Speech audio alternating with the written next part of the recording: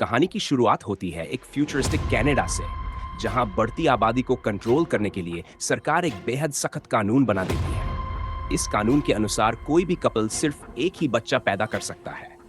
भले ही पहला बच्चा मर जाए, दूसरे की इजाजत नहीं है। इस नियम को तोड़ने वालों को देश की सबसे खतरनाक हाईटेक जेल में भेज दिया जाता है। कनाडा और यूएस बॉर्डर पर कड़ी सुरक्षा है। हर इंसान और हर गाड़ी की गहन जांच होती है। यहीं जॉन ब्रेनिक, एक पूर्व फौजी, अपनी पत्नी कैरन के साथ बॉर्डर पार करने की कोशिश करता है। कैरन प्रेग्नेंट होती है और उसने स्कैनिंग से बचने के लिए एक खास मैग्नेटिक वेस्ट पहन रखी होती है। दोनों अपने दूसरे बच्चे को बचाने के लिए भाग रहे होते हैं। चेकिंग के दौरान एक दूसरी प्रेग्नेंट लड़की पकड़ी जाती है, जिससे कैरन डर जाती है, लेकिन उसकी वेस्ट उसे बचा लेती है और वे बॉर्डर पार कर लेते हैं। तभी एक सैनिक को शक हो जाता है। अलार्म बज उठता है और सैनिक उनका पीछा करने लगते हैं। प्रेस नाम की उस खतरनाक को बचाए। खुद जॉन वहीं रुक जाता है और सैनिकों का सामना करता है। आखिरकार जॉन पकड़ लिया जाता है और बाकी कैदियों के साथ एक खतरनाक जेल की ओर भेज दिया जाता है। फोर्ट्रेस एक ऐसी जेल जो रेगिस्तान के बीचों बीच बनी है और जहां से भागना नामुमकिन है। जेल पहुंचते ही कैदियों को पूरी तरह नंगा करके चेक किया जाता है। फिर सभी के पेट में एक हठी डिवाइस डाला जाता है। ये डिवाइस जेल के हर नियम से जुड़ा होता है। नियम तोड़ने पर यह डिवाइस एक्टिव हो कैदी को अंदर से ही मार सकता है। जेल का डायरेक्टर पो खुद कैदियों को नियम समझाता है। वो बताता है कि ये लो लाइन पार करने पर पेट में असहनीय दर्द होगा और रेड लाइन पार करते ही मौत। तभी एक घबराया हुआ कैदी गलती से ये लो लाइन पार करता है, दर्द से तड़पने लगता है और डर के मारे रेड लाइन भी पार कर देता है। अगले ही पल उसका पेट फूलता है और जोरदार धमाके के साथ फटा जाता है। पूरा कैदियों इसके बाद कैदियों को लिफ्ट से जमीन के सी फ्लोर नीचे बनी अंडरग्राउंड जेल में ले जाया जाता है। जॉन को नीरो नाम के एक डरपोक कैदी और जेट 10 नाम के एक रोबोट के साथ एक सेल मिलती है।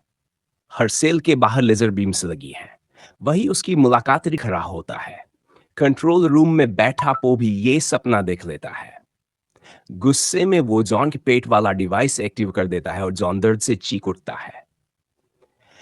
अगले दिन काम के दौरान मैडॉक्स नाम का एक हिंसक कैदी नीरो के साथ गलत करने की कोशिश करता है। जॉन उसे बचाने आता है, लेकिन जेट तीनों के डिवाइस एक्टिव कर देता है। पूछताछ में नीरो डर के मारे कुछ नहीं बोलता और जॉन सारा इल्जाम अपने ऊपर ले लेता है। जॉन को पो के ऑफिस ले जाया जाता है, जहां स्क्रीन पर वो कैरन को नहाते हुए देखता है। उसे पता चलता है कि कैरन भी पकड़ी जा चुकी है। पो दोनों को बेरहमी से टॉर्चर करता है। इब्राहिम बताता है कि महिलाओं को फ्लोरे और बी में रखा जाता है। उधर कैरन देखती है कि वहां सारी महिलाएं प्रेग्नेंट हैं। उसे शक हो जाता है कि जेल में पैदा होने वाले बच्चे कुछ बहुत गलत किया जा रहा है। इसी दौरान जॉन और मैडॉक्स के बीच जबरदस्त लड़ाई होती है। पो जॉन को मैडॉक्स को मारने का ऑर्डर देता, लेकिन जॉन उसकी जान बचा लेता है। गुस्से में पो मैडॉक्स का डिवाइस एक्टिव कर देता है और उसका पेट फट जाता है।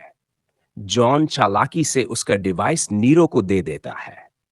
जॉन को माइंड वाइप चैम्बर में डाल दिया जाता है, जहां एक विशाल मशीन उसके दिमाग को तोड़ने लगती है। 3 दिन तक वो मशीन पर बंधा रहता है, लेकिन जिंदा रहता है। पो हैरान हो जाता है और कैरन से सौदा करता है। अगर वो जॉन को छोड़कर उसकी हो जाए, तो वो जॉन मजबूरी में कैरन मान जाती है। जॉन अब एक जिंदा लाश बन चुका होता है। कैरन को बाद में पता चलता है कि पोर्ट जेल में पैदा हुए बच्चों को एडवांस ह्यूमन बनाया जा रहा है, ताकि इंसानों को भूख प्यास से मुक्त किया जा सके।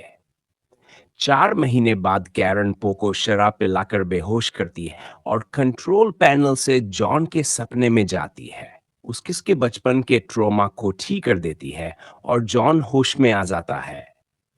इसके बाद डी डे नीरो और है इसके बाद डी डे नीरो और अब्राहम जॉन के साथ मिलकर जेल से भागने का एक बेहद खतरनाक प्लान तैयार करते हैं।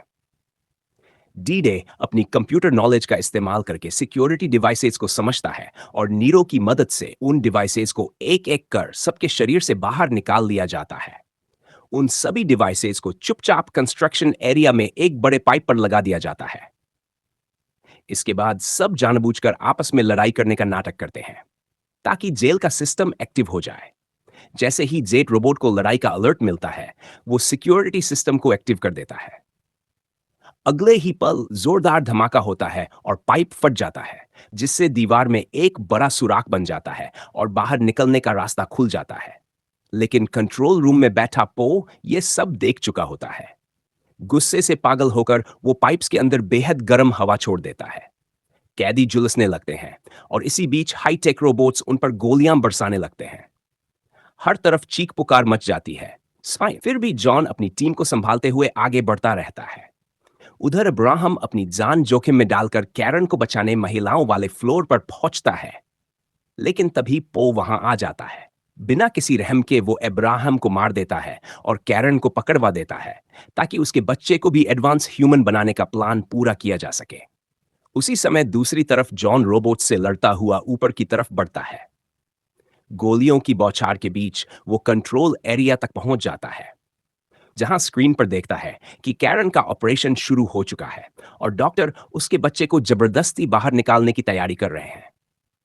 जॉन गुस्से में पो को धमकाता है कि वो ऑपरेशन रुकवा दे लेकिन पो अब डायरेक्टर नहीं रह चुका होता और उसकी बात कोई नहीं सुनता। तभी अचानक एक रोबोट जॉन को पहचानकर उस पर हमला करता है। जॉन और उसके साथी आखिरी वक्त पर हट जाते हैं और चली हुई गोली सीधे पो को लग जाती है। कुछ ही पलों में पो वही ढेर हो जाता है, अपने ही बनाए सिस्टम का शिकार बनकर। इस अफरा तफरी के बीच डी डे अपनी आखिरी ताकत जुटाता है और कंट्रोल पैनल तक पहुंचकर पूरी जेल की बिजली सप्लाई बंद कर देता है। जेल अंधेरे में डूब जाती है। सिक्योरिटी सिस्टम, लेजर बीम्स और रोबोट सब बंद हो जाते हैं। इसी मौके का फायदा उठाकर सैकड़ों कैदी जेल से भाग निकलते हैं। अब जेल में सिर्फ जॉन और नीरो बचे होते हैं। दोनों भागकर कैरन को ऑपरेशन थिएटर से छुड़ाते हैं और उस जेल के ट्रक में डालकर तेजी से वहां से निकल जाते हैं। लगता है जैसे सब कुछ खत्म हो गया हो, लेकिन तभी ट्रक अपने आप चलने लगता है। उन्हें एहसास होता है कि ट्रक अब भी रिमोट से कंट्रोल किया जा रहा है। अचानक ट्रक तेजी से मुड़ता है और नीरो उसके नीचे आकर मारा जाता है। जॉन कार रोककर बाहर निकलता है और आखिरी कोशिश में ट्रक पर हमला कर देता है। एक जोरदार धमाके के साथ ट्रक उड़ जाता है, लेकिन बदकिस्मती से उसका मलबा पास की झोपड़ी पर गिर जाता है, जहां कैरन मौजूद होती है। जॉन घबराकर मलबा हटाने लगता है। उसे लगता है कि उसने सब कुछ खो दिया, लेकिन तभी मलबे के बीच से कैरन बाहर निकलती है, पूरी तरह सुरक्षित, और उसकी बाहों में उनका नवजात बच्चा होता है। उस पल जॉन की आंखों में आंसू आ जाते हैं। सारी पीड़ा, सारा संघर्ष उसी एक पल में खत्म हो जाता है। आखिरकार तमाम मुश्किलों और कुर्बानियों के बाद जॉन और कैरन अपने बच्चे को बचाने में कामयाब हो जाते हैं और एक नई आजाद जिंदगी की ओर बढ़ जाते हैं।